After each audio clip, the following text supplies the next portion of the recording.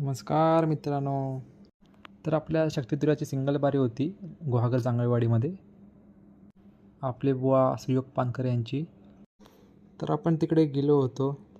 तिकडे गेल्यावर समजलं की आपल्या नाताची शूटिंग होणार आहे इकडे. नवीन मराठी मूवी येतो आहे, त्या मूवीची शूटिंग आपल्या नातापासून होणार आहे. शूटिंग होणार आहे समजल्यावर सगळेच खुश झाले होते, कारण सगळे कॅमेऱ्यासमोर येणार होते म्हणून सगळे खुश झाले होते. सगळेजण सेटअप करण्यामध्ये बिझी होते, प्रत्येकाची घाई झाली होती. बघा आमचा गणिबाई सगळ्यांकडून कसं काम करून घेतोय, सगळे कामं करतायत की नाही ते बघतोय. नंतर तिकडे मी, कीर्तनवाडीचा बाहुबली आणि आमचा 8 नंबर, आम्ही इकडे LED सेटअप करतोय. 8 नंबर काय काम करत नाही, फक्त सांगतोय हे करा ते करा ते करा. काय कामाचा काय काय पत्ताच नाही, फक्त सांगायचं काम करतोय हे करा आणि ते करा. आणि याला 8 का बोलतात ते तुम्हाला नंतर सांगेन मी.